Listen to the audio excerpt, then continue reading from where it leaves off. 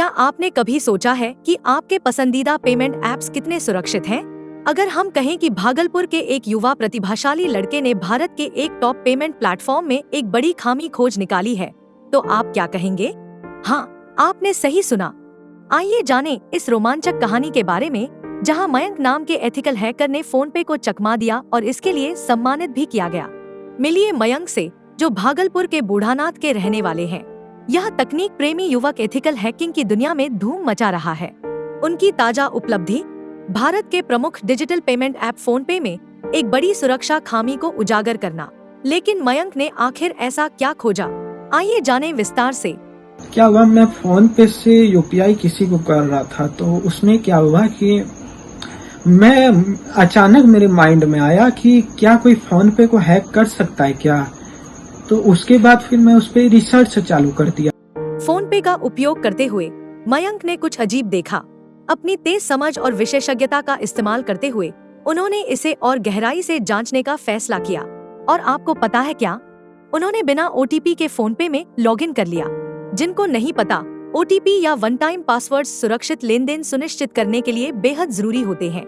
इस खामी का मतलब था कि कोई भी गलत इरादे वाला व्यक्ति सुरक्षा उपायों को बाईपास कर सकता था, जिससे अनगिनत उपयोगकर्ताओं को खतरा हो सकता था। जैसे ही आप ऐप को ओपन करेंगे तो उसमें क्या होता है कि मोबाइल नंबर डालने के बाद ओटीपी वाला सेक्शन आता है। तो उसमें क्या हो रहा था कि मैं अपना टूल से जो है ओटीपी वाला रिक्वेस्ट को हटा देता था।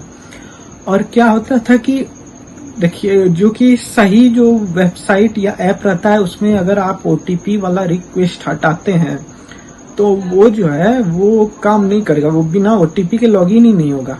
तो इसमें सबसे बड़ा क्रिटिकल इशू क्या था कि कोई भी इसको हैकर हैक कर सकता था। क्या होता था कि इसमें जो है हम जैसे इसमें कोई भी अगर नंबर डाले तो ओटीपी जो उसमें मांगता था, तो वो ओटीपी में बाईपास करके लॉगिन मार देता था। ओटीपी बाईपास हो जा रहा था उससे।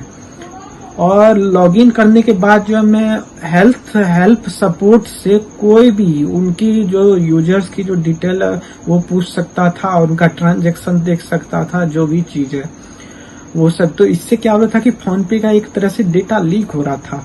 इस मुद्दे की गंभीरता को समझते हुए मयंक ने एक पल भी बर्बाद नहीं किया। उन्होंने फोन पे को इस खामी की जानकारी दी और कंपनी ने तुरंत कार्रवाई की। गहन जांच के बाद फोन पे ने इस खामी को स्वीकार किया और इसे ठीक करने के उपाय किए। मयंक की कोशिशों को मान्यता देते हुए उन्हें फोन पे के हॉल ऑफ फेम में शामिल किया गया और कंपनी द्वारा सम्मानित किया जाएगा। मैंने फोन पे को रिपोर्ट किया।